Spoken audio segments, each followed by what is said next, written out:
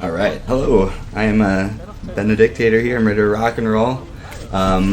There's a big long intro, like cutscene coming up, so I can do plenty of intro stuff during that part. So I'm ready to rock and roll. Alright, hello. I am yeah, go ahead and give me the countdown. Rock and roll. There's a big long intro, like cutscene coming up, so I can do plenty of intro stuff during that part. So I'm ready to rock and roll. Alright. So yeah, this is Bioshock 1. Most people are probably fairly familiar with this game. Somewhat considered a classic of a sort. But anyways, it's a fun game. Fun speed run. So yeah, this is Bioshock. Uh-oh, we got double audio, it sounds like. Most people are probably I'll take it easy with the audio until we get that all sorted out. Somewhat considered a classic of a sort. But anyways, it's a fun game. Fun speed run. So yeah, this is Bioshock. Uh-oh, we got double audio, it sounds like. Most people are probably I'll take it easy with the audio until we get that all sorted out. Somewhat considered a classic of a sort. But anyways, it's a fun game. Fun speed run. So yeah, this is I'll do a little a test. Check. Sounds like. See if we got double audio still. Easy with the audio until we get that all sorted out. Somewhat considered a classic of a sort. But anyways, it's a fun game. Fun speed run. So yeah, this is I'll do a little a test. Check. See if we got double audio still. Easy with the audio until we get that all sorted out. Somewhat considered a classic of a sort. But anyways, it's a fun game. Fun speed run. We'll see if that's better. Check. See if we're still having issues. Check. Test. I am Andrew Ryan, and I'm here to ask you a question. We'll see if that's better. Check. See if we're still having issues. Check. Test. Everything should be muted. See if we're still having issues. We'll see if that's better. See if we're still having issues. Check. Test. Everything should be muted. See if we're still having issues. See if that's better. See if we're still having issues. Check. Test. Everything should be muted. See if we're still having issues. Yeah, you might have the stream unmuted. I might have the stream going. Yeah, just double check. Yeah, let me see here. I'll tab out real quick. Yeah, I have it muted on my end. Yes, unless I don't have any other copies open on accident. I might have the stream going. Yeah, just double check. No. Yeah, let me see here.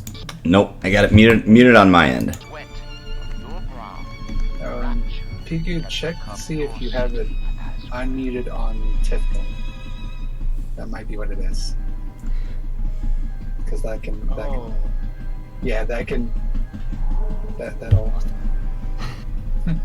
figured it out. We got it. All right. 7 screens going on right now. Anyways. All right. So should be good now. I'll have I'll stop muting myself. Anyways, yeah, like I say, hello everybody. Benedictator here. So yeah, Bioshock 1, and I'll be doing 2 after this, but these are both great games. I guess that was the perfect time to sort out any issues like that, because this intro is super long. There's kind of a cool thing we do in Glitchless. You can see, obviously, I'm inside the bathysphere. In the Glitchless speedrun, I've actually, like, jump backwards out of the bathysphere and then trigger the lever inside there, and then like we'll land outside the bathysphere. The game gets confused and it puts us on top, so like we'll ride around in the ocean on top of the bathysphere. And in the non-glitchless runs, it's kind of neat. It saves like 2 seconds. Super easy trick, but we don't concern ourselves with things like that in glitchless runs. This is Johnny. One of these days Johnny's gonna make it. He'll learn his lesson. Ooh. Don't give your gun away. Bad move. Okay. Poor Johnny. Every time. It's pretty gruesome. Oh goodness. So yeah, this first level's got a lot of cutscenes. It's gonna be a lot of hurry up and wait. A lot of running around real quick, then watching cutscenes. But it gets less cutscene intensive as the game goes on. It made the cutscene intro even better. Or I got that backwards. The intro cutscene better. That's funny. Alright. So yeah, this is Rosie. She's an interesting splicer. She's a unique splicer because she actually pops up a few times throughout the run, whereas most splicers are just one and done. But we don't really encounter as much as we normally should because we're going to be zooming through everything. But this is where we actually start doing a little bit of running, a little bit of movement before we get to another cutscene. We have like a little RNG manipulation part coming up after we get our wrench. We're going to be going up a set of stairs, and this splicer will throw a flaming couch at us. So for some reason, if we jump over the couch on the left-hand side of the stairwell, it causes the splicer in the next room to run towards us. And you have to kill the splicer in order to like move on to the next area. So we can basically get him to run right to the entrance of the room and we can kill him immediately. It's just like a really strange RNG manipulation thing. So let's see right here. There's the couch. We jump over it on the left side. Ooh, it bounced me weird. Let's see. Oh, that was too bad. Yeah, that didn't go as well as it could have, but oh well. It saves like, you know, maybe a second or something. So this level... This level's an interesting level. On Glitchless, it's alright. It's just lots of cutscenes, but in all the other versions, you know, all the other types of runs, the any percent or the all collectibles or whatever, we do this weird little trick where we do like a save load kind of trickery, where we're able to jump backwards after activating this cutscene that we're at. Like after activating the machine and getting Electrobolt, we like do a save load thing and we jump backwards and never actually watch this cutscene. And it allows us to, you know, it allows us to skip cutscenes, which is nice. But for the rest of this level, it's constantly trying to like suck you back in towards that machine. So you have to do this really weird, annoying hopping technique throughout the rest of the level. It makes this level much less annoying on Glitchless, as long as you don't mind sitting through the cutscenes. Glitchless is nice because it's like, I can just run normally. I can just run normally. Yellow always has been. No better off than metal daddies, little fish. See you floating in the briny. These splices are funny. They say funny things sometimes. They're goofy. They say the same things during these scripted sequences, obviously, but every once in a while you can hear them yell out something really goofy. And here's our first little sister and Big Daddy. Spoopy. So we play on really low graphics, just because it helps the game not to crash. This game can crash. It can happen. Greatly reduce your chance if you turn the graphics down. It's really annoying if it crashes because then you have to like reset all your key bindings, and that can kind of just be a pain, but whatever. It's fine. Alright, so we have a plasma now. Yay, we have Electrobolt. And we don't have to do no hopping. We're just gonna run like normal. Actually, we will hop through the water though, because we go a little bit faster if we hop through the water. There's a few like parts on the ceiling, little pipes. There's a few things here and there that you want to make sure not to bump your head on. But otherwise, yeah, hop in the water. So you just have to do a little bit of movement in order to get this splicer to spawn for you. Like, you won't spawn unless you move like a certain way down the hallway, and you have to like walk back up to the middle platform a certain way before he'll spawn in one of the rooms. But you do a little zigging and zagging, and you can get him to spawn. This elevator's kind of a pain, and Glitchless not a big deal, but like I say, in the other ones we're like doing a weird hopping thing, and the entrance to this elevator is kind of exact, I guess, and it's sort of tricky to hop into if you have to do that little hopping trick. Again, this level's like way easier on Glitchless because we don't have to worry about none of that nonsense. Luck, mate. Hey, thanks, Jarko. Yeah, Jericho, he'll be following me after I'm done with Bioshock 2. He'll be doing Bioshock Infinite. So we got the whole trilogy going on. It'll be really cool. I'm looking forward to it. And Jericho, just FYI, I learned for the 12-hour speedrun challenge that was happening this last weekend, I did Bioshock Infinite. So now I'll start running the Bioshock Infinite games as well. So we'll have a little extra competition for that. My first run was 3 hours long. I think the world record's like an hour and a half. So it's pretty good is what I'm saying. Alright, so here we go. Bioshock block. Yeah, we got the whole series going on. Except for the DLCs. Team Minnesota represent. That's right. Yeah, that is true. I didn't even think about that. That's a good point. Yeah, the Minnesota boys bringing on that Bioshock block. Alright, so this area we had a little cutscene. It's kind of interesting. So there's nothing up there, right? You can see the corner, there's nothing.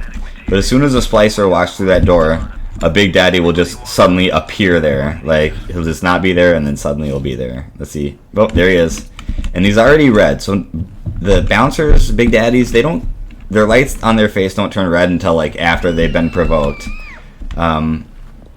Which is weird. But he, like, stands there and doesn't do anything until she gets clocked, and then he'll jump down.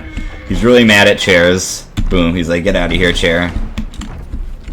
And then he's gonna smash this guy. But yeah, it's kind of goofy that he just appears there and he's already like aggroed red, but is just standing still.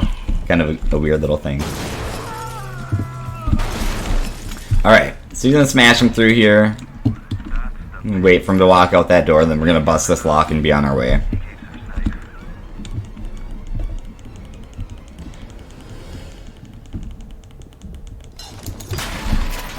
Boom.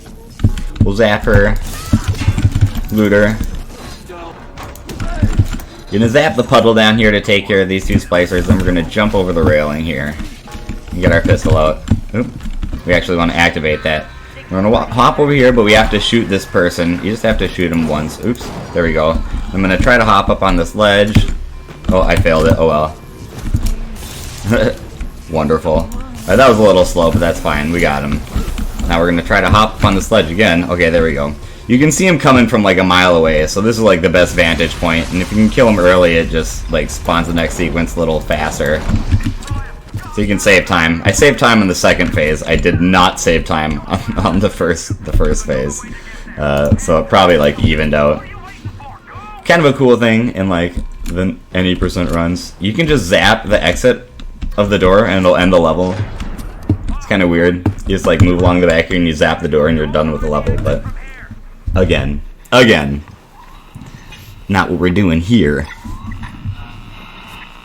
So tell me, friend, which one of the bitches said to you, the KGB wolf or the CIA jackal? Here's the news. The CIA jackal.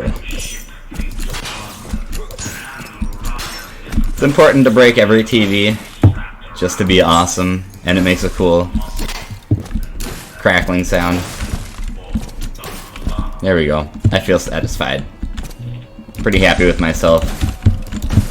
We're on a timer here. We're just waiting this out. We're at the end of the level, but you have to wait for all this fun stuff. And soon Atlas will hack the door behind us and let us out of here, and we can move on.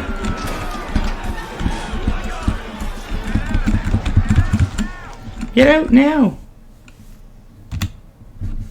All right.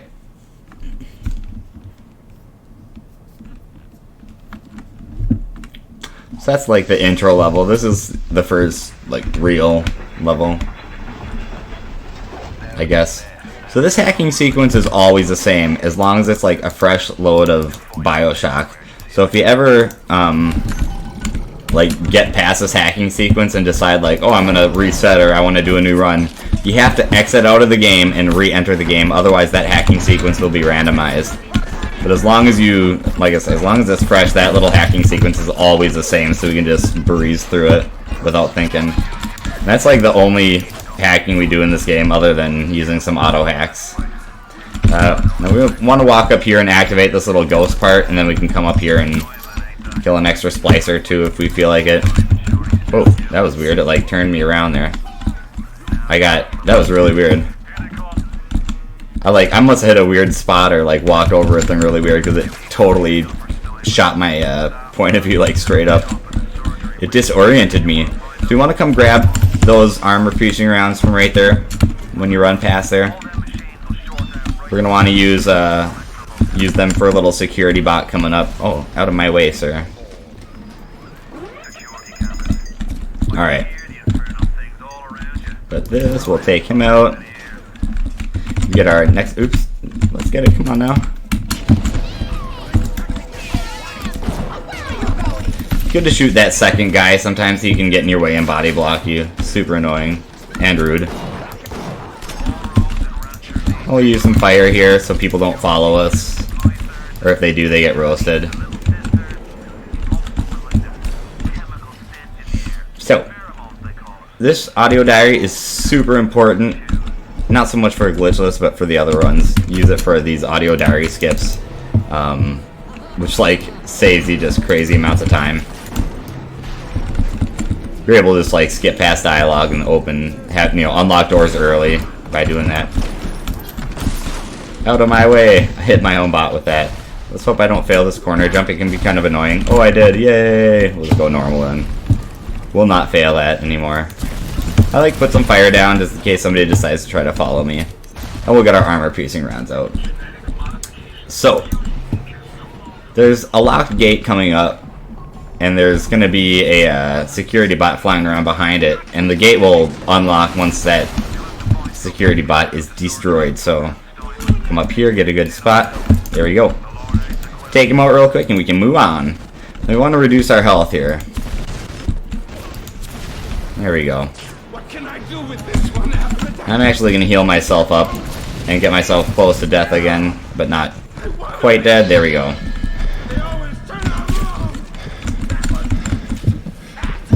So we're gonna take out Dr. Simon. He has a key for us, and once we get the key from him, then we're gonna just kill ourselves and then use a death warp to get back to a Vita chamber and get to the next area quicker.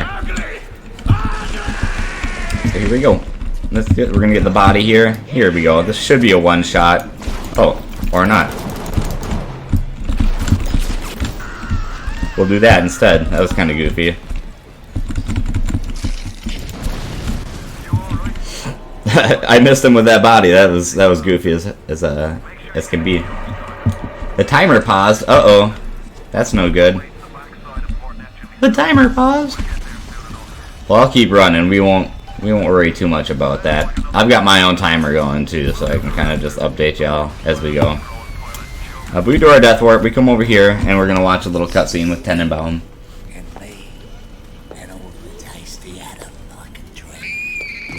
There we go. So the timer is going to be about 16 minutes 50 seconds behind. But that's okay.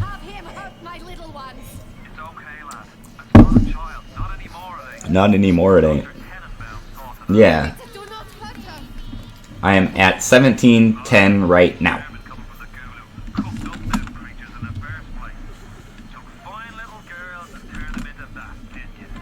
Now what in tarnation?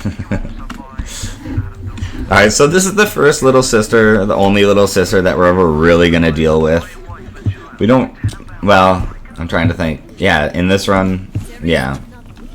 We don't really need to worry about these guys. We don't really need their atoms so much. We take care of this one just so we can't get past this area unless we either rescue her or kill her. It's faster to rescue. So you're lucky, little sister, because if it was faster to kill, you would definitely be a goner. Yeah, that's almost it. Yeah, you're only like 6 seconds behind. That's really good, yeah. Pretty much accurate. Plus, mine's on game timer, so my timer and your timer will be a little different throughout the run anyways. So we want to stand here. This is another little bit of, like, manipulation. There's some audio messages that are going to play and that curtain's going to open up. The curtain will open up a little bit faster if we're standing right here by the door. Not exactly sure why. There, so we wait till that message plays, and let's see if I can do it real fast. There we go. If you do it real fast, you can activate that machine before the curtains open up. Oh, I meant to get that loot, but oh well. Uh-oh, another spoopy Big Daddy. We'll just run past them. We're ready to get on out of here. We're ready to get on out of here. Hi, person. We can catch a grenade if we feel like being fancy. Telekinesis is crazy powerful. It pretty much one-shots everything. As long as you're throwing a body. There we go. how you managed it, but you did. Okay, let's go. You're getting confused with 2 keyboards and 2 mice in front of you. That's funny. Alright. So we are on Neptune's Bounty. We meet Peach. Peach is a goofy character. So that splicer that I was saying from the beginning of the game that we encounter a couple times, that's the splicer that we just heard right now. It's Rose. We'll jump over this corner. Hey, look at that. I did the corner jump just fine. Let's get past the Big Daddy. We're gonna try to take out this machine. We don't need it. Do a corner jump. Yay. And we're gonna use this to beat up on the spider splicer coming up. Alright, so we'll encounter Rose again here. We're gonna fight her.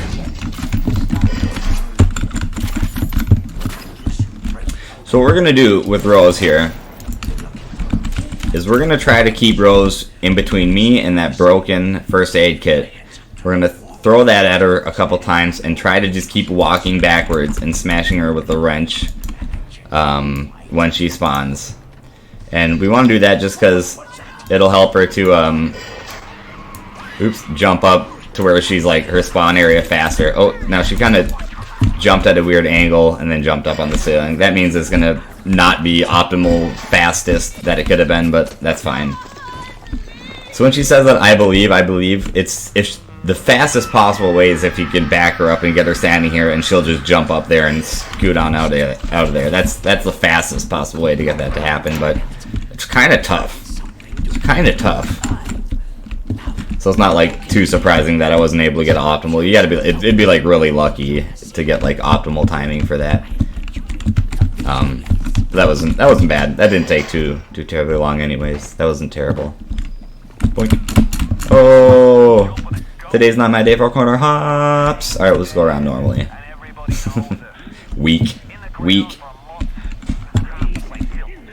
Oh, excuse me, sir. Out of here.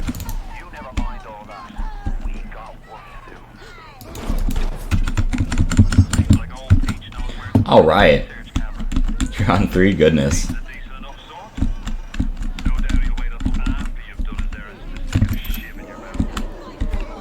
Okay, so we're gonna bust these locks with a pistol here.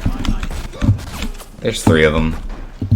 Then we'll go get our camera, and we can take some pictures of spider splicers. Excuse me, lock. I'm having a hard time hitting those things, I guess. Oh well. Alright, so we got our camera. Boop. There's picture 1. 2 more pictures is all we need. I don't know why Peach is excited about his spider splicer pictures, but he's all jazzed about it. He wants his pictures.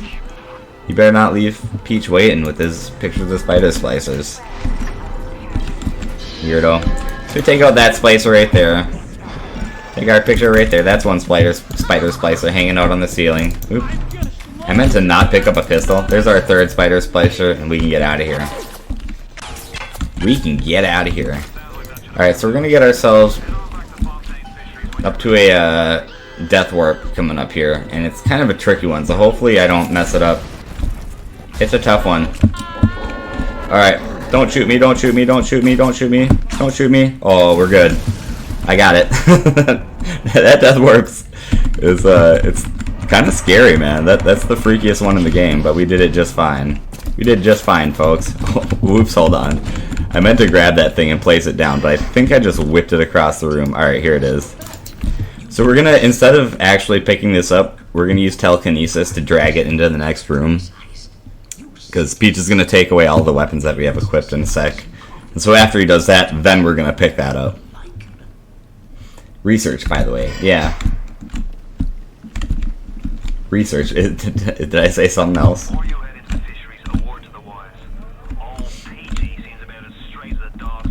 Alright. So we're going to grab it. We're going to set it down. He's going to take away all of our weapons. We're going to grab it again. I'm going to...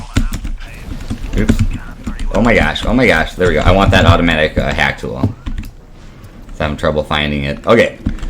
So the reason that we do that, it's nice to have the grenade launcher, but we really want it because we get more grenades from that box if we have the grenade launcher. Or well, we get more grenades in general if we drag the grenade launcher through like that rather than waiting till we pick it up again.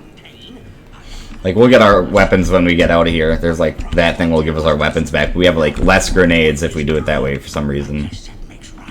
But anyways, we're standing here. This is another little bit of RNG manipulation. We're standing here looking in this direction, and Peach is going to spawn right to our left after like a weird awkward silence here. There it is. There it is. You look for his little blue mask. You hit him with the thing, and he's done. Rip Peach. And here we have our weapons back. But like I say, we would have had less grenades if we would have waited till then to get our rocket launcher back. And that's the first and only research that we're going to worry about in Glitchless. It's the grenade launcher damage increase. It just helps us take down some big daddies later on that we have to take care of. We don't have to deal with a ton of them, but there's a few, and it helps us take them out even faster. So, here we go.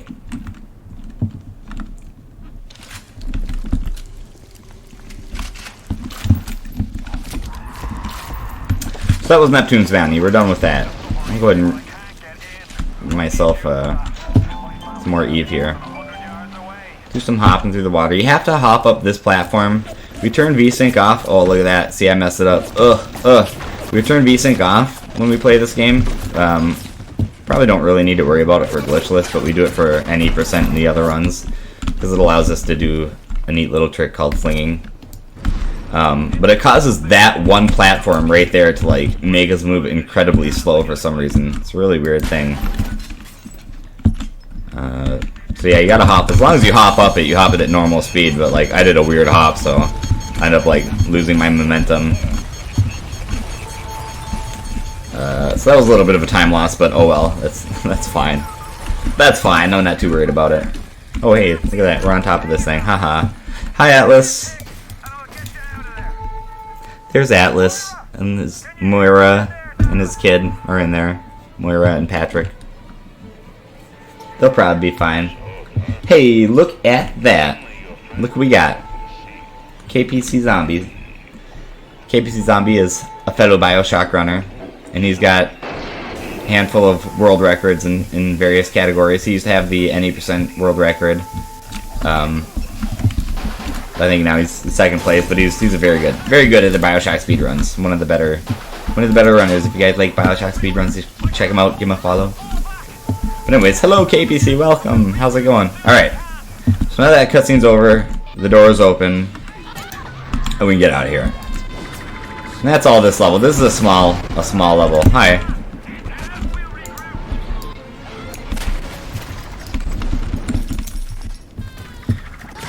Boom. I'm trying to pick up the bodies, not their hooks. Thanks.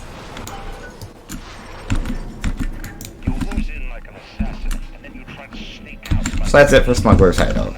That's it. We just wait for that to happen.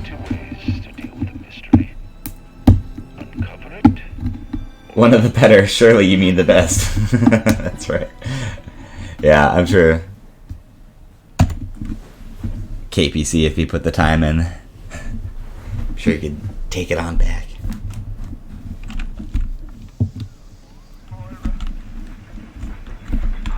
The best, but not the best looking. That's me. I don't know. Oh, come on now. Alright. Like I said, apparently I'm having trouble shooting locks today. So this is Arcadia.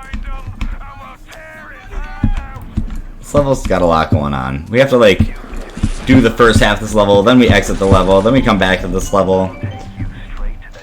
We pretty much skip past it in any percent. So here's some of the very small amounts of research I will be doing in this game. It's these thuggish splicers. Once we get up enough of a level... Oh, I took some bad pictures on the first splicer. So my research didn't get where I wanted it to. But we get a tonic, we get sports boost from those guys, which just allows us to run a little bit faster. So if you don't finish it on those first two, which you really should, but if you're being derpy like me, that guy, I'll give it to you. And if for some reason that guy doesn't spawn, because sometimes he doesn't, there's another thuggish splicer up here. And if you haven't gotten it by then you're definitely doing something wrong. Okay. So we're gonna activate this poison. In any percent, we just jump over this trigger that causes that poison, and we just leave the level. But we can't do that here.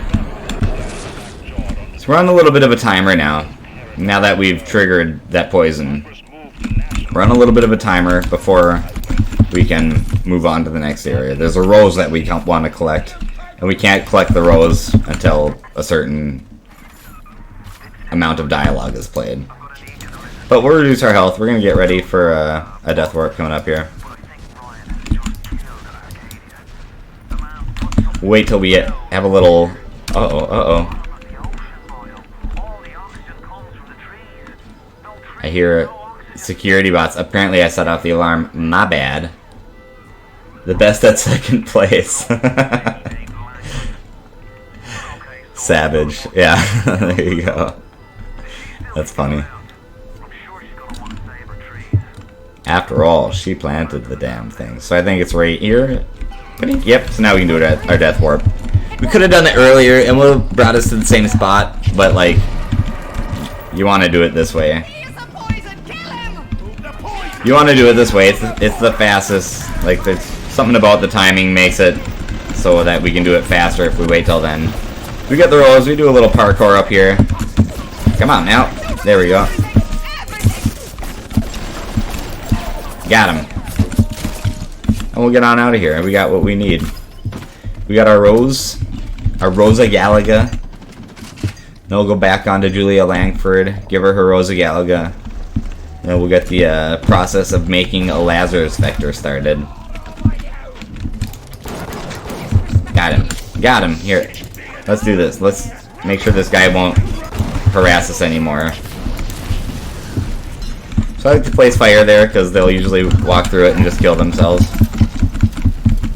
Although they're trying to light me on fire too, I guess. What are you waiting for? An engraved invitation? I'm waiting for you, Julia Langford. She's so rude. She's so rude. Okay, so now that we got that, we're gonna go through here. I'm gonna bust out that window. And we're gonna go meet Julia Langford. You think any percent is kind of free right now? Free? Not for me. I gotta put a lot more time into any percent if I want to move up the ladder. I mean, I'm in top 10, so I'm not doing bad, but there's a few of the newer tricks that I really do need to take some time to practice and learn. But it's there for me if I want it, I guess. If I wanted to put in the time to learn it, I could probably do okay at least. Alright, so we'll take out this. We really don't need it. I'm going to take out this so the splicers don't heal themselves. I'm going to take out that camera. But we're going to keep that turret there so we can hop through that window on our way back. This will allow us to save a little bit of time. So we're, again, on a little bit of a timer here. So that's why we can go around and loot a few things and not really have to worry about cruising super fast. But 9457 is our little code here. 9457 is our last dying breath. 94. The locks in this game are kind of annoying. Like the dials, the turning, there's like a little bit of a lag from when you hit it to when they actually turn. It's kind of weird, kind of a weird feeling to get used to. Okay, so like I say, we're gonna jump on this guy and hop through the window. Oh, I failed it. All right. Well, that happens sometimes if you goof up on the jump like I did. So, not a big deal. I lose a few seconds. Instead of jumping through that window, we gotta walk the long way around, which is fine. It's fine. It's not a big deal. But now we're gonna get on to Farmer's Market. So that's Arcadia Part 1. That's Part 1.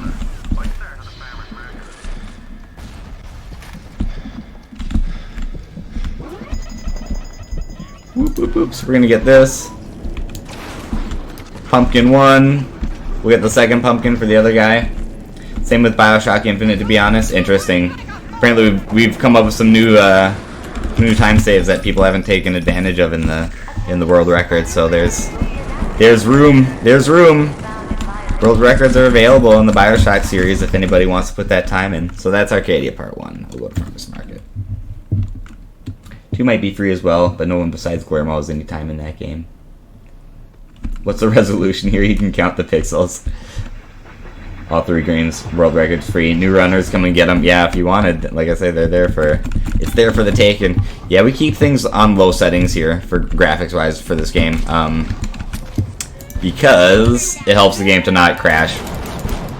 Oh. Well, that makes things weird. I can't believe that person didn't die. I shot him like a whole bunch of times with that pistol. That usually like. So that puts us in a weird spot. We need that Houdini splicer to die so that I can loot his body and get a chlorophyll solution from him. But I can get another one later on, so it's not the end of the world. But it is weird that he didn't die. I definitely felt like I hit it correctly, but clearly I did not. All right, so these enzyme samples are always going to be in the same spot, so we can go around and collect them. We need them. Oops, not that one. There we go. We need them to build things. To craft a Lazarus vector. I don't know if we need all those. We probably don't need all those. I'm probably grabbing way too many. But better too many than too little, I guess. Reduce our health a little bit. That's probably good. We want to be low health for a death warp that's coming up soon. We're gonna collect some waters. We need more ingredients for our Lazarus vector that we're building. Collect these waters. Collect this water. Hopefully my health is low enough where I can just instantly die. Oh no, I didn't. Unfortunately, did not trigger my invincibility frames quite yet, so we had to wait another second or two, but that's fine. There's a chlorophyll solution. We still need one more, but like I say, I know where we can get one, and we're gonna reduce our health as much as we can by the end of this level. There we go. Did someone say free world record? That's right. Stick around and wait for Bioshock Infinite makes this game look like Witcher 3. Interesting. I'm not sure what that means. Oh, it's graphics-wise, I gotcha. So we're going to do a death warp right away at the beginning of this level. And we're going to go, normally I wouldn't go down this way here, but we need that one extra chlorophyll solution. So I'm going to get it from this guy. Thank you. There we go. Now I have everything I need. Oops. As long as I can walk up a beam. Goodness. Can he walk in a straight line? I got it. I nailed it. First try. Second try. Not first try. Almost first try. Second try is like second first try, basically.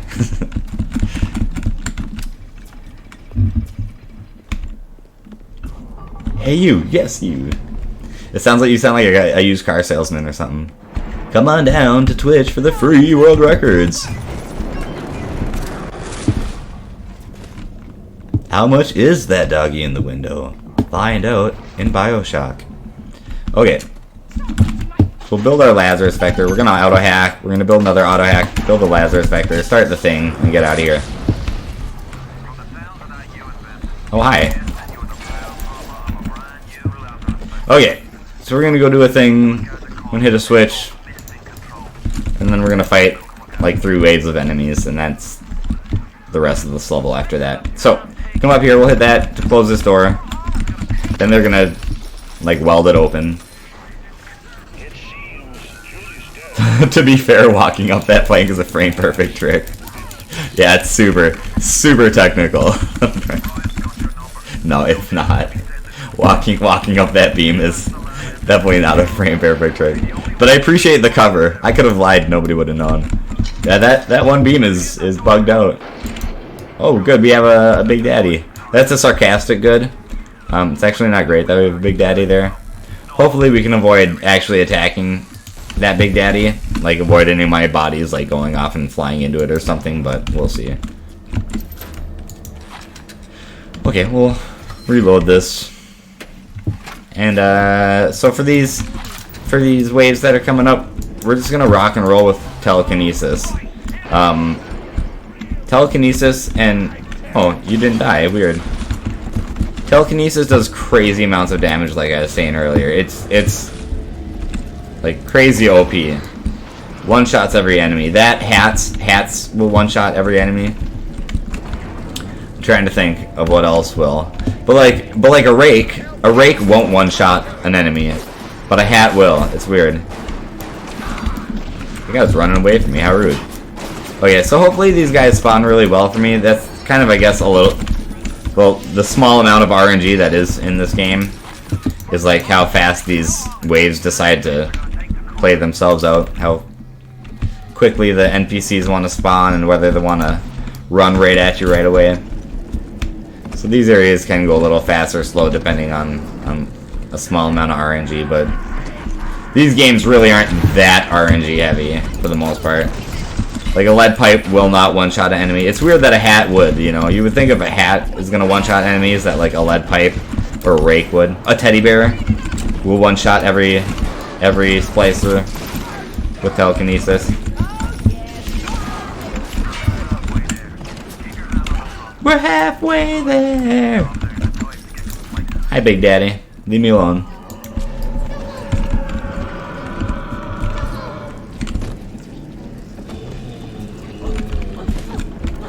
Alright. That's 2 out of 3. We're doing the last wave of enemies here.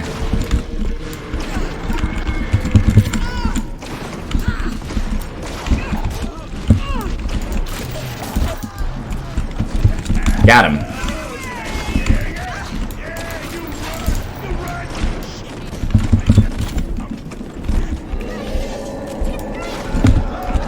I'm trying not to hit this Big Daddy. Like, if any of these bodies bounce off an enemy and hit a Big Daddy, then it'll definitely aggro him. So I can hear these Houdini splicers spawning. Once they spawn, oh, that's weird. I like hit that Houdini splicer mid spawn and it like froze the body halfway in the air. That was kind of odd. Anyways, once you hear those Houdini splicers spawning in, that's when you know the wave is over and you can exit out of here. We hit that. We're gonna unpoison the air and we can get out of this level. Hi guys.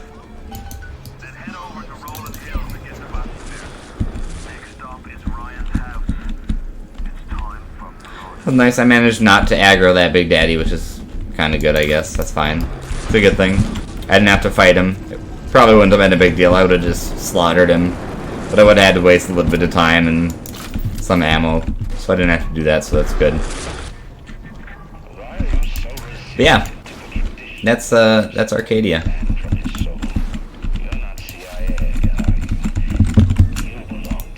Now on to Fort Frolic. This is another level that we like pretty much skipped completely over. In the other runs, in any percent or in all collectibles. Well, not in all collectibles. All collectibles, we gotta collect a whole bunch of crap. Any percent, I guess, is the only one that we skip past. Now that I think about it, but we do a fling where we grab an item and we use telekinesis to launch ourselves up into the air. We just launch over this invisible wall and we like hit an invincible trigger. It basically just brings us to the next level. It's kind of nifty. Instead, for this run, we just do a death warp. We like trigger that sequence and then we do a death warp to come back here and take care of these spider splicers. And you can use, I love that. You can use bodies like that to take care of trip wires like that. You just totally bypass them. Let your corpse take the damage for you.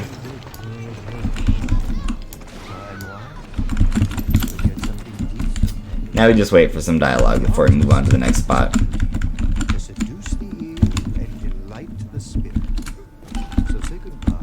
Do some gambling. Let's play the slots. With Sander Cohen.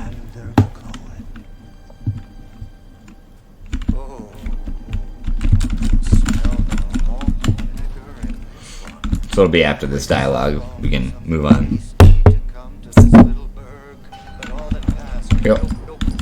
Yokels. I got that money. I'm a winner chicken dinner, guys. Hey, how nice.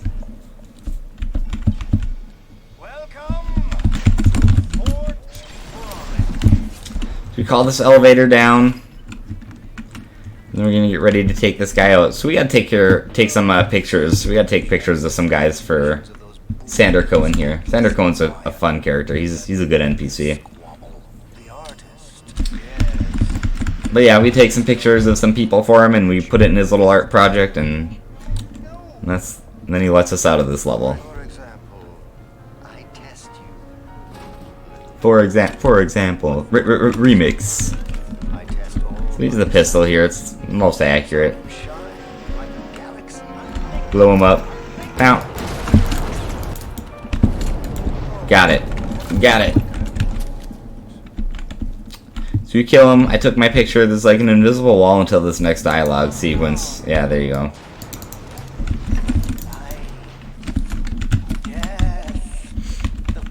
And then when we get to this little center room, we kind of get a chance to just hang out and wait for a sec.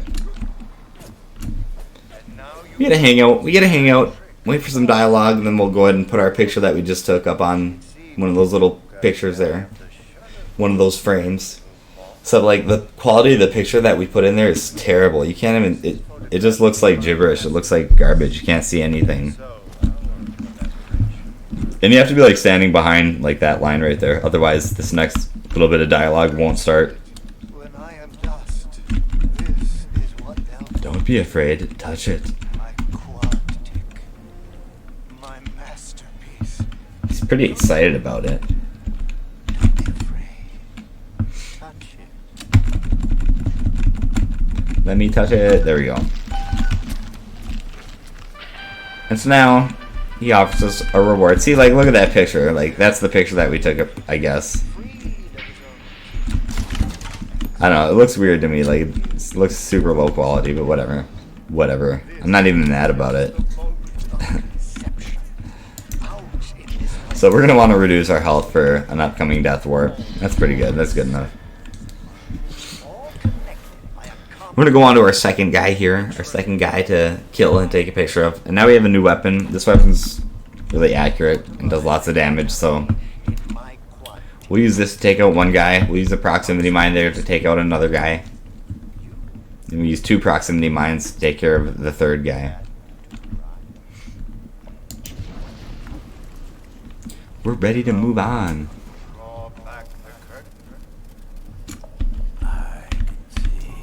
So here's guy number 2. We just melt that ice and we walk over here.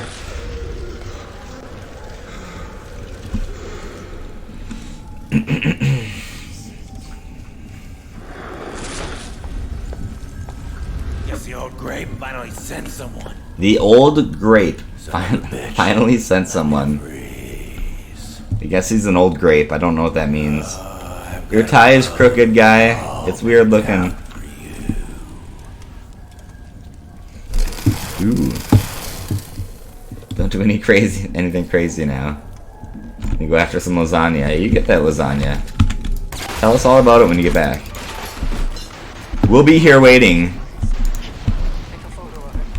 Wondering how your lasagna adventures have been.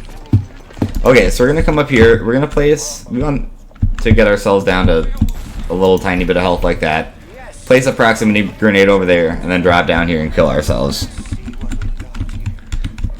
That's gonna cause this guy to spawn up here. And it saves just a little time, because we don't have to like wait through this dialogue. We can just do a death warp and come on back.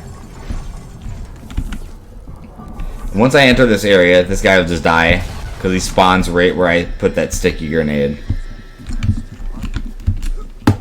And I'll go and take a picture of his corpse. Oh, that was a weird jump. There we go.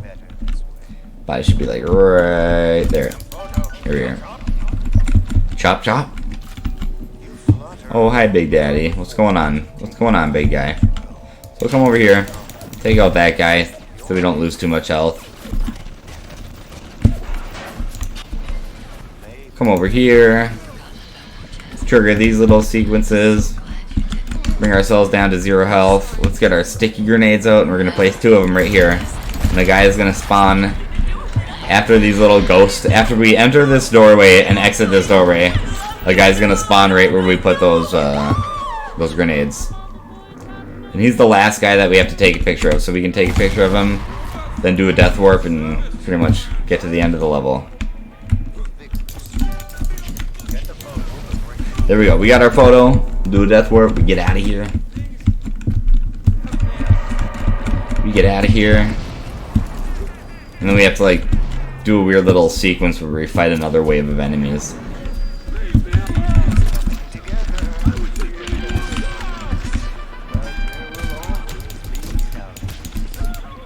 Good flips, friend.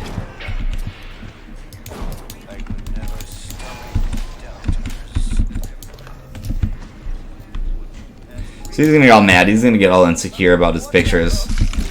And then, like I say, we'll fight a wave of enemies. Look at that. That's one of my pictures, I guess. Which one is this? That's the second guy. So this is the third guy. I guess it was really smoky when I took that picture. Yeah, those pictures are trash. Trash. Just garbage. Look at me getting all serious about the quality of the photographs in game.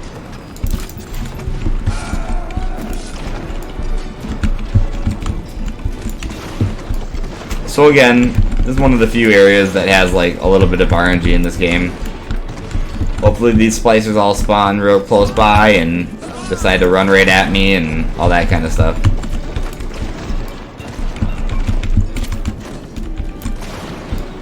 We shall see.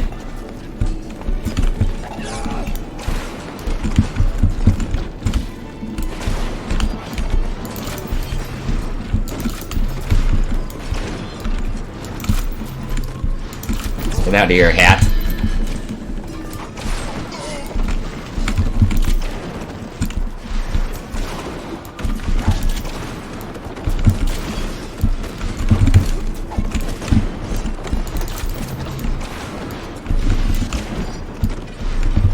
There you go. We got our little notification, so we're done with that part.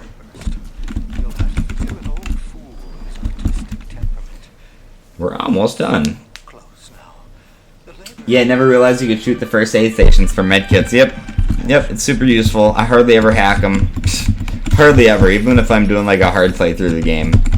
I'll come up to them and I'm like, I could hack it, or I could just shoot it and get a first aid kit and leave it alone forever and not have to worry about it. And not have to do the stupid hacking game. Hey, I won the lotto again. It's my lucky day. I'm good at the slots.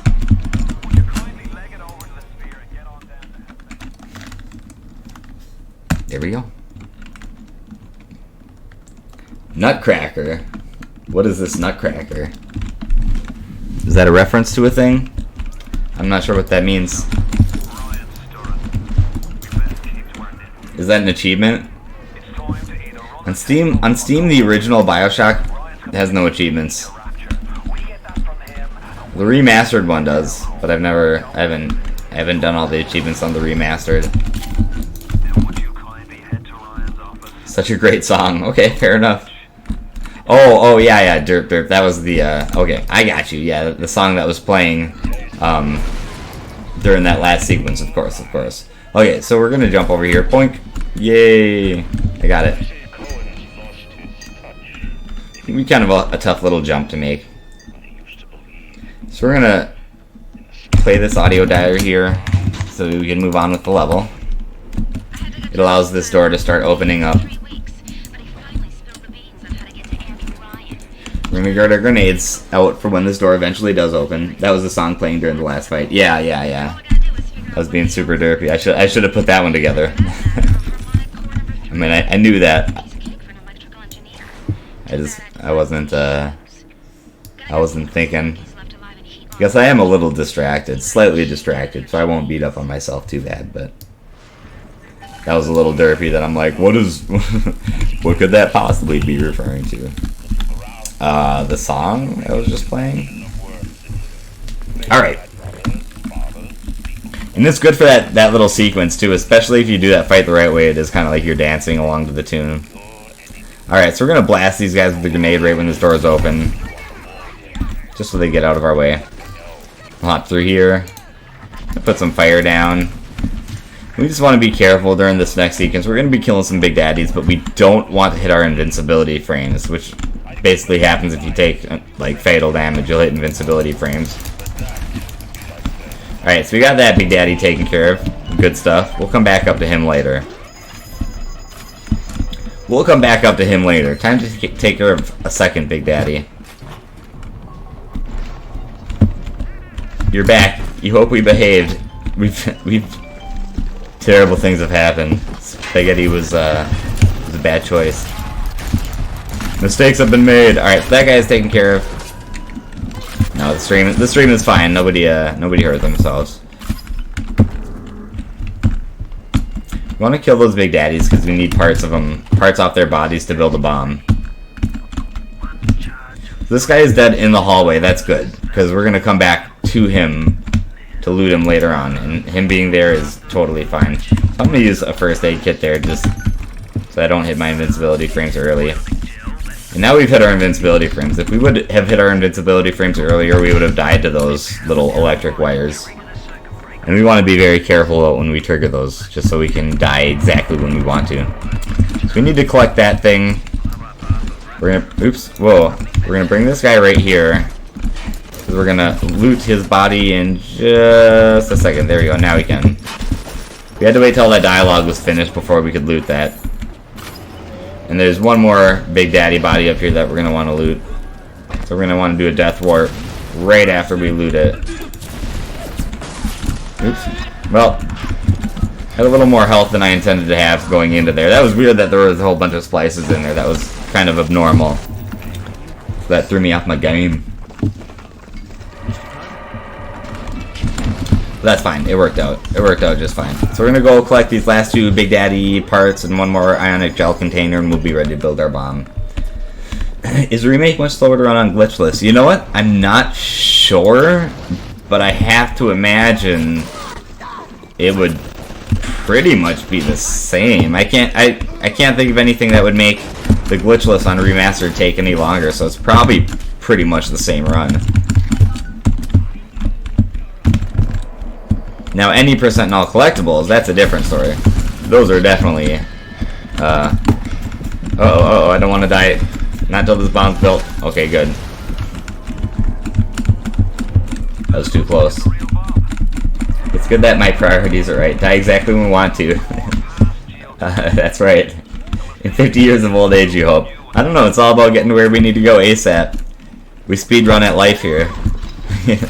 In this game. That is like actually a huge part of these runs in all the categories is death warps. Alright. So we're going to kill these and we're going to put some sticky grenades down. And refill on them right there if you need to. But we're going to be pumping this room full of lava. And we want to not have to stop at any point while we're doing this. We're going to have enemies attacking us. So we can build a little perimeter of damage here to help us not get disrupted.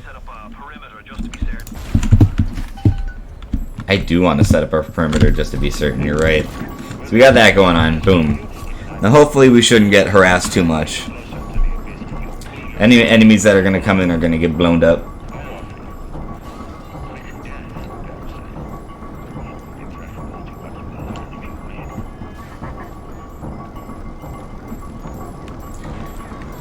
Everything's good so far. Uh-oh, they're going to throw fireballs at us. Miss. They hit me, I guess, but it didn't cause me to stop turning the valve. Another one bites at us, and we're good. Alright, so we are going to want to do a death warp coming up. We don't need to worry too much about our life right now, but we are going to want to reduce our life in a bit. This door will open in a second. When we get down to this next area, we'll start losing health. We'll start losing health.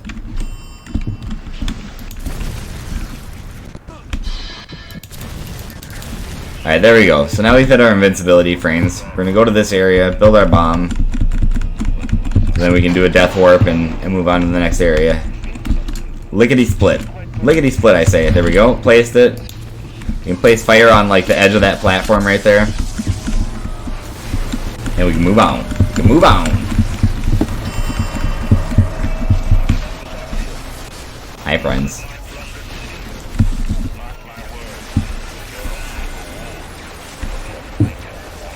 So here we go. Let's get out of here. Oops.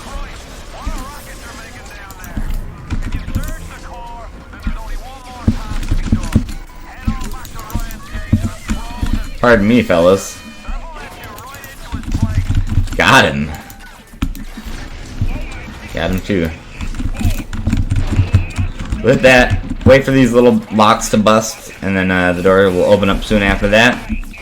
We can get on out of here. We'll have to wait for a little bit of dialogue to finish, but we'll be done with this level in just a second. What a rude thing to say.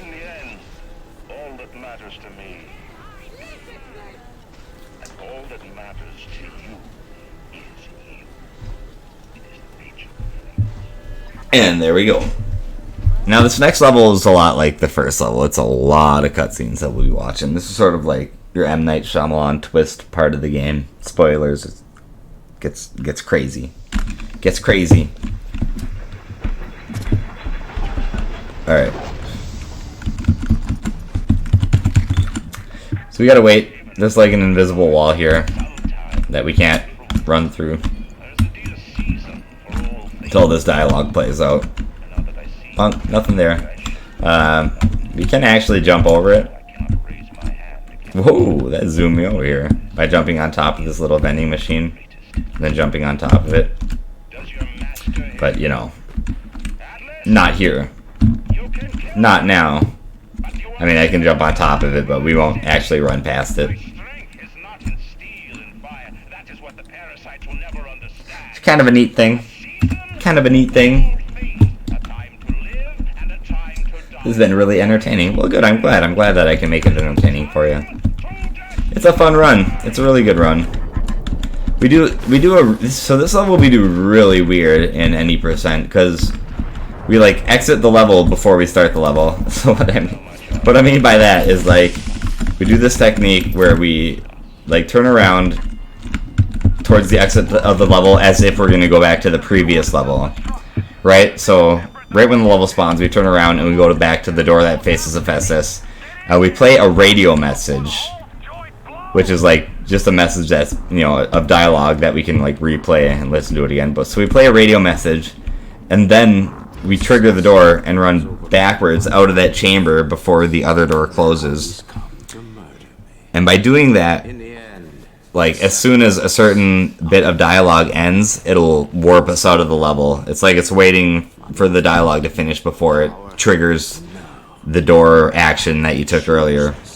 But we can extend that by like playing certain radio messages and making sure to end that dialogue exactly when we want to. So we trigger this Andrew Ryan cutscene in like the any percent, and then we'll play an audio diary and exit the level, and then we re-enter. So while this whole thing is going on, we do a weird little fling jump thing where we jump over this locked door, and we can just run on past the next area while Andrew Ryan is doing his thing here.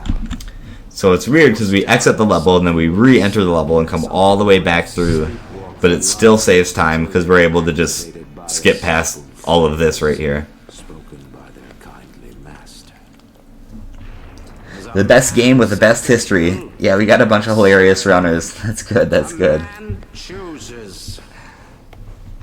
Yeah, this game's awesome. I love the Bioshock runs. They're good games. And Bioshock 2, I like Bioshock 2 a lot. It's probably I probably like Bioshock 2 better than Bioshock 1 as far as speedrunning. Because we get drill dash in Bioshock 2. We get to zoom around, which is nice. Would you kindly get this? Would you kindly find that? Would you kindly find that? Would you kindly find Oh, snap. Would you kindly head to Ryan's office and kill the son of a bitch? Language, sir. So this is a weird thing. I don't know why it does this, but for some reason, because we're going all speedy and super fast, like it messes with our point of view here, like our field of vision. So instead of like looking up normally at Andrew Ryan's face here, we start looking down and we look further and further down, and by the end of this we're just staring at his shoes, which is not the way that the cutscene is supposed to happen. So I don't know why. I'm not exactly sure what it is about the way that we play this that causes this to happen, but there it is. Would you kindly, bro? See, there we are, looking at his shoes, like nice shoes. It's so weird. It's so weird. I don't know why it does this.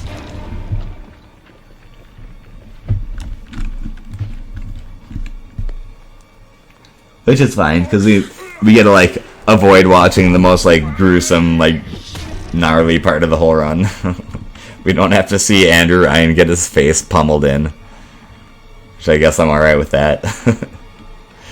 Obey! Obey! Alright. That's done.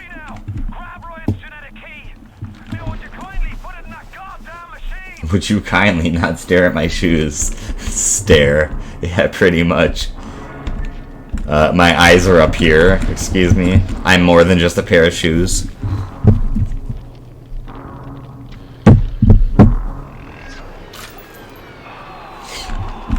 So this part is interesting too, because we got a whole lot of dialogue that we got to listen to.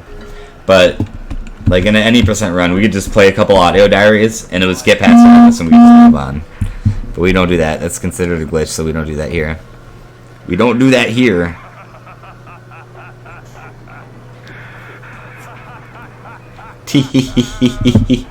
Lol. This part actually is like, as far as, you know, if you're playing casually, you're paying attention to the lore of the game. This part is pretty intense and pretty cool. This is where you, spoilers.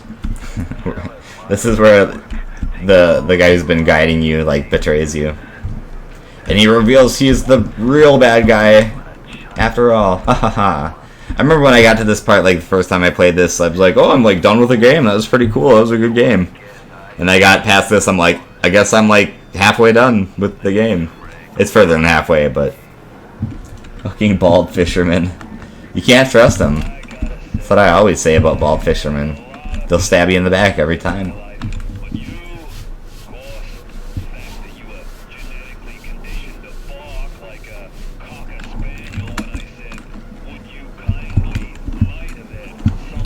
Might have had something to do with it. So we got, after this dialogue finishes, a little sister is gonna like just appear there. Kind of like that Big Daddy from way earlier on. It's just like, there's nothing here, and as soon as the dialogue is finished, she'll just appear there. And she'll be like, come on, hurry up. Terrible little sisters. They're the worst. Bing! Don't forget to say hi to Ryan for me. There she is. Okay, little sister, I'll watch out. Alright. And they bring us down to this little trap, and that's it for this level. Sneaky little sisters. I guess so. So now we get to see all the baby mans.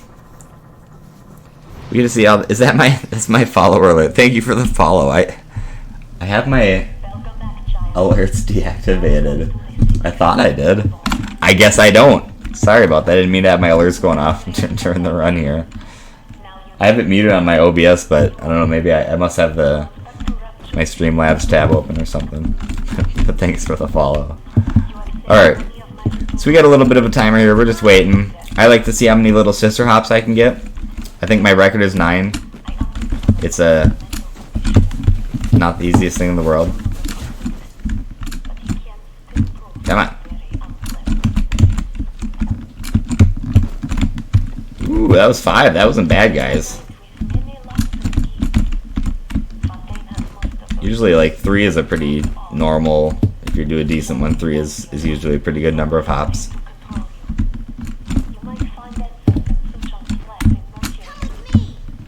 Well, hold on, I'm not done hopping. Alright, fine.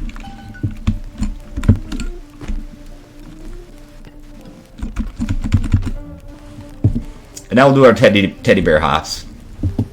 You only get one shot. Who's he? You only get one shot with your teddy bear hops. Oh, we got it. You need to jump on top of the teddy bear and jump on her head. Just to show off. Haha, haha, little sister. I hope it hurts.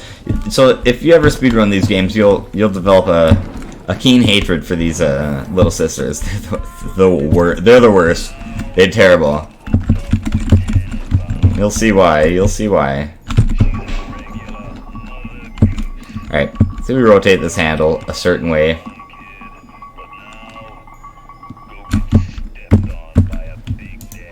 And we walk through there. And we'll move on to the next level. So in Rapture Center Control, I was talking about how we like re-exit the level and like play a radio message in order to exit the level exactly when we want to. We do the same thing. That's the exit to the next level. We do the same thing in the any percent runs. As far as triggering that door, playing a radio message, and then like moving on and controlling when we actually end this level. But for obvious reasons, we're not doing that during the glitchless run here.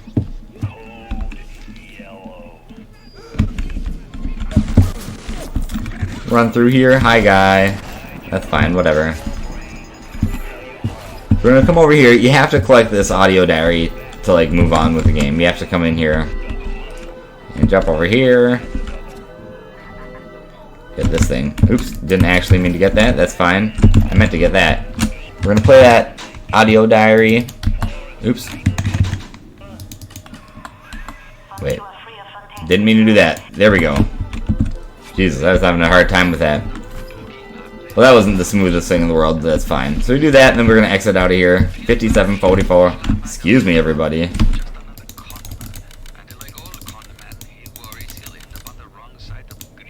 Come on now. Yeah, these dials are kind of annoying to work with, but whatever. That was not the smoothest thing ever, but we'll be just fine.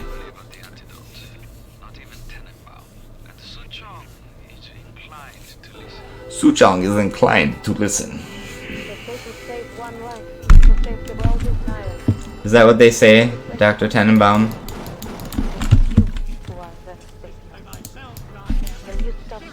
So we go through that door. You have to kill that camera up there in order for that door to unlock. Otherwise, that door will just stay locked. So you gotta blast that thing to bits as you run forward. So normally we'd play an audio diary here and collect this little mysterious chemical there. We're not gonna do that here for Glitchless.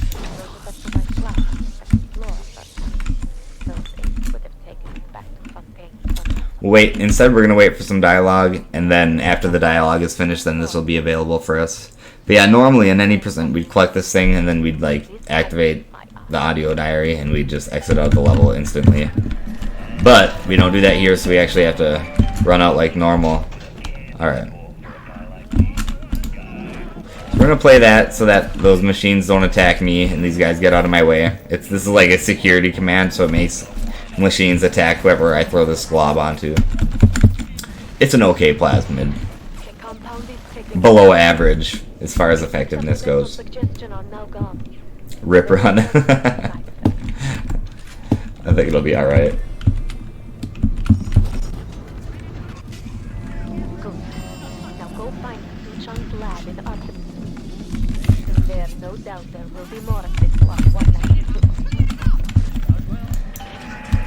Coswell. So this part's weird. It's like Fontaine's messing with our mind. He's messing with our mind. He's causing us to have all sorts of weird plasmas. So our plasmids are gonna keep like switching. It's always the same, but it's the same rotation every time you play it. But it'll rotate through a few different plasmids here as we traverse through the rest of the level. So here we are. That's the end of this level. Punk. Onto Apollo Square.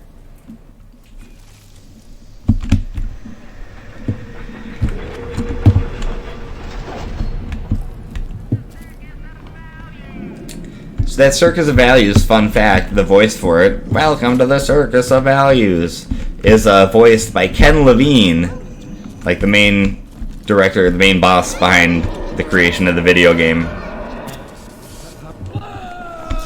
He was the voice for the Circus of Values, which is kind of neat.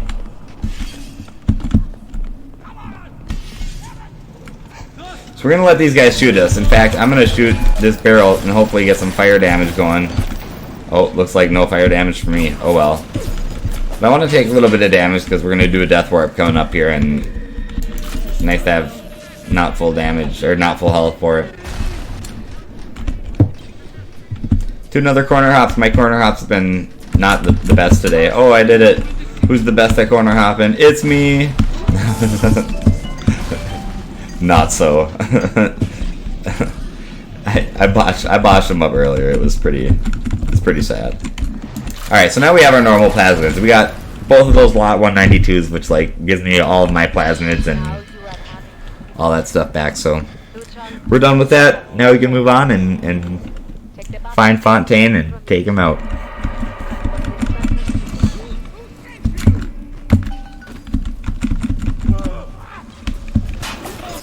Pardon me, guys. Excuse me. Don't shoot me, please.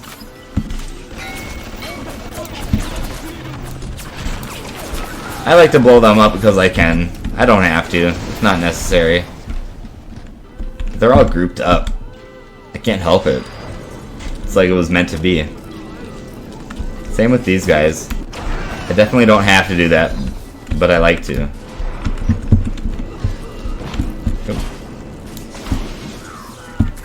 Oh, you know what?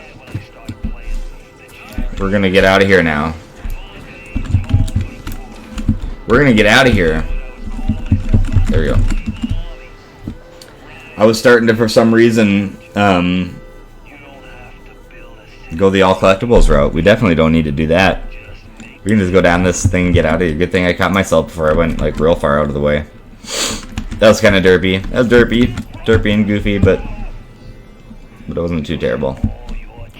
All right. All right. So now we'll get out of here. You know what I'm saying? There we are. Is Atlas a reference to Atlas Shrugged? It sure is. This whole game is a reference to Atlas Shrugged. This,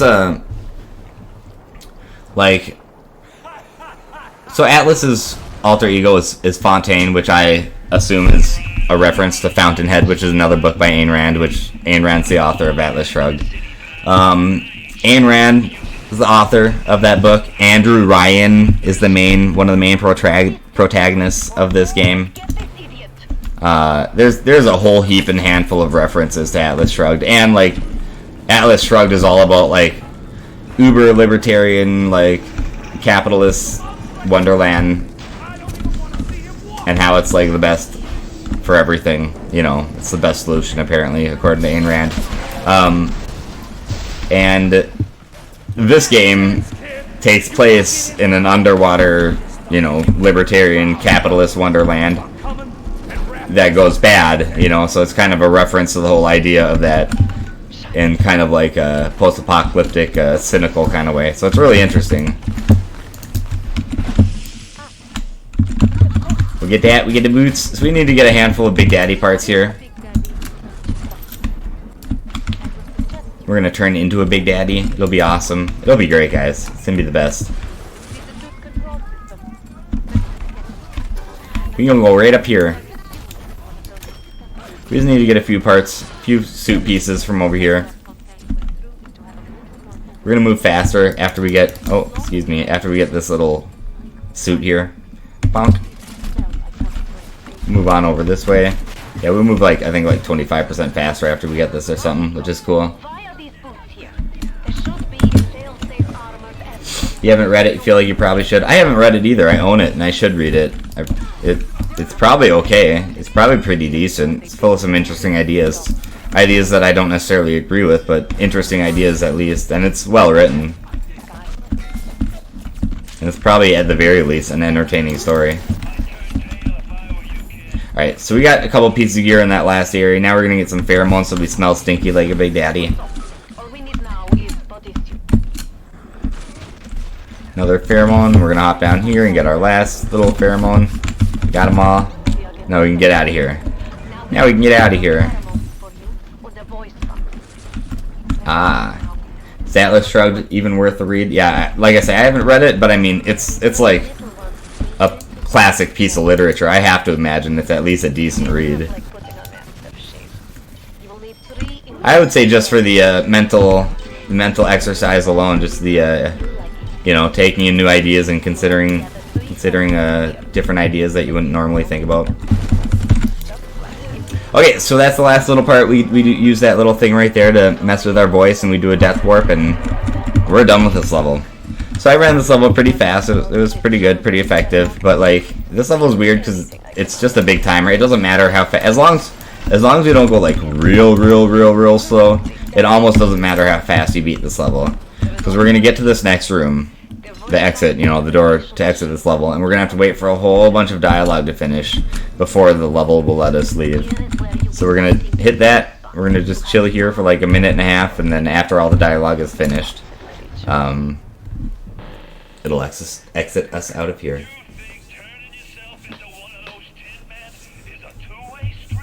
Hi, little sister. You're first in line. is a big Yeah, it's probably like another minute. Probably like another minute of just sitting here. Now go to the little sister Just chilling. Just chilling. You need to bring them out of hiding, and then they'll let you in the door.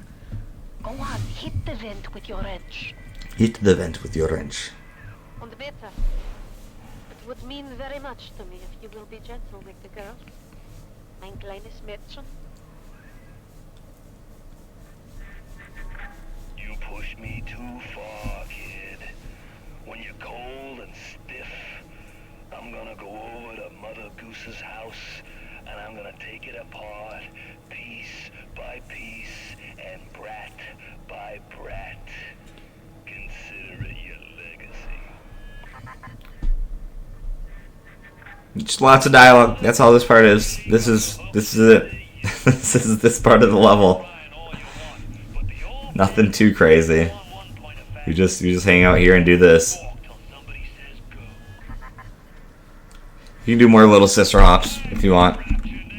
I think we get the height to do it. Yeah, there we go. And if I remember KPC, I don't remember what he got. He got like into the teens with his little sister hops in this area. All right, there we go. Now all the dialogue's finished. Now we can leave. Now we're on to proving grounds. So this part's... this is a good time to read Ayn Rand, yeah. Finish it chapter by chapter with each speedrun. So we have to stand in a certain area and like look in a certain area and like start moving at a certain time. And maybe I got it. Maybe I set that up alright there. We'll see. Depending if as long as you set it up right, as long as you're standing and looking and moving at the right time, in the right place and all that. Once we get past this door, the little sister will either be running or walking, depending on how you set it up. It's definitely not RNG, although it can feel like RNG if you're not super familiar with how the setup goes. Oh, I did it bad. Okay, I thought maybe I did it bad. So she's a walking little sister because I didn't do the setup quite right. You gotta, it's kind of specific, and it's kind of, it's specific when you have to run, and it's kind of hard to find the trigger for when you need to run. Like the visual marker for it is kind of a little more difficult in this run versus the other ones. Because in the other ones, it's a little bit different. The little sister will come from a different direction, so it's actually a little easier to do it in the other runs. But it's actually not too terrible. But once we kill this splicer and this other splicer coming up and take care of the camera, that little sister should start running again. There she is. So we get her to start running. Lose a little bit of time because she decided to start walking to start out with, but oh well. No time to waste. So we got some extra grenades, so I'm gonna toss a grenade right there. Oh, we got a couple extra grenades. All right.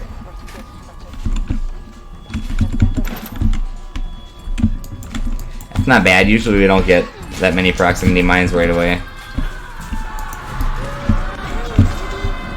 They'll spawn from either side here. It's usually they spawn from the right side, so it's kind of weird that we had two spawn from the left side there. There's one from the right. There would be 6 of them, so we're halfway through this part, and we have to do this little gathering sequence 3 times through this level, then we are pretty much done with it. There should be one more. And there we go. Now we'll move on. We can go to the next body. It is never ever a good time to read Ayn Rand. What was that dog you heard in the background? Oh, I didn't even hear it. I got my headphones on. Oh, I was saying, where's that little sister? I got 3 doggos. I got a little zoo. I got a little zoo of my own. I got a beagle. I've got a lab springer combo. And I got a little sassy chihuahua. He's super sassy. Super sassy. Alright, it's another sequence where we're going to be fighting splicers. Using our telekinesis to just body them into non-existence. Yeah, they're my little doggos, my little army of canines.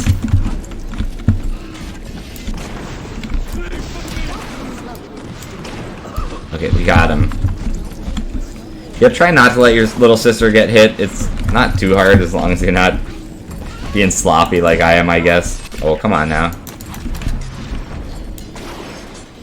But if she gets hit too much, she might start walking, so you want to just be careful. Yeah, how else are you going to understand the Bioshock story? It's a prerequisite to even playing the game. That's if you join our Discord and ask for questions about speedrunning, we're like, well, have you read the book? No, we definitely don't do that. We can't possibly explain the speedrun if you haven't read the book. I mean, come on now.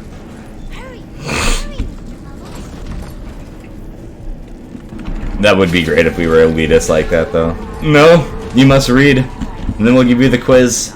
And after you pass the quiz, then we shall impart our knowledge with thee.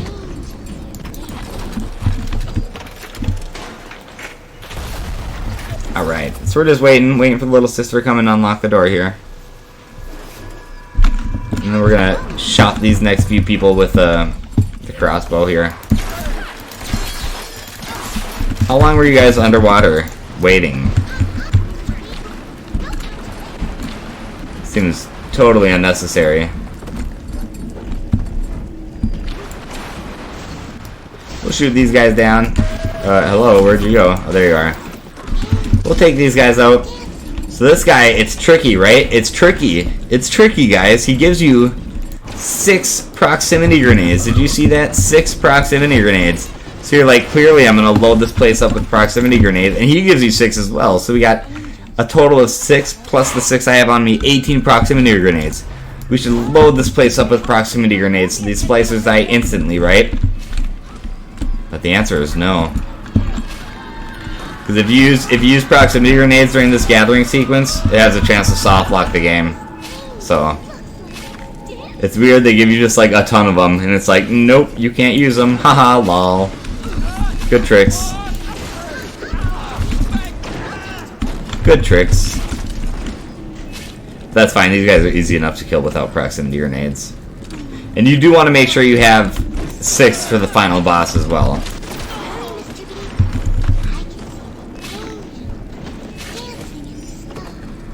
Dancing in the sky.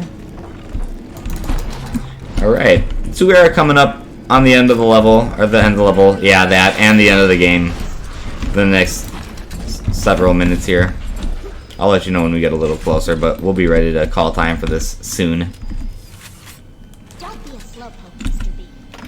Alright, so she's gonna go open up a door, and when she opens up a door, we're gonna run around here and activate this big guy. She's probably opening it up right now. Yeah, there she is. Take care of this guy. He's so mad. Look at him. He's so mad.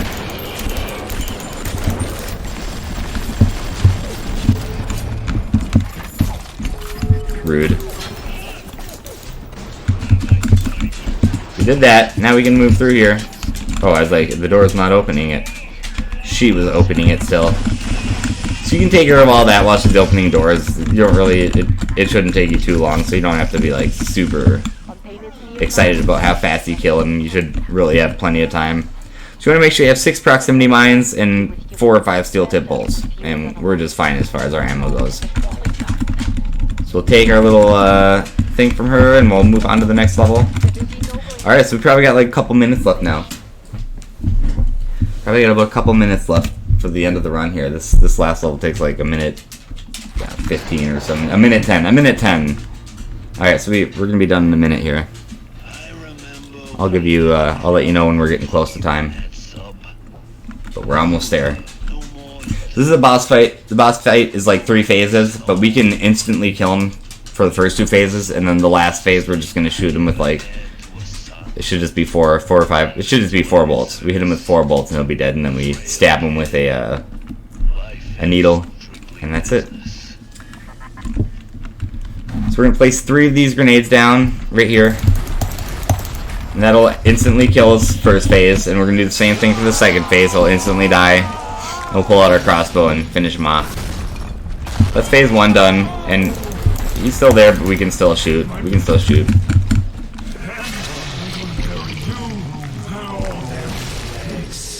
Ow. We'll instantly die there. We're going to run him up, stab him, and then we have to do that whole thing like one more time. Alright, so next time I stab him with that needle, we'll be done. So I'm going to shoot him with some crossbow bolts and hit him with a needle, and we'll be finished. So we're almost done. Like 5, 4, 3, 2, 1. There we go. Time. And that's Bioshock 1 Glitchless. That was an okay run. It was alright. I was like 3.5 minutes over my PB. And I'm pretty sure I'm second place, and I'm like 15 seconds behind world record, so my time is actually decent. But yeah, that's that. So Bioshock 1 Glitchless complete. What fun! And now we can move on to Bioshock 2.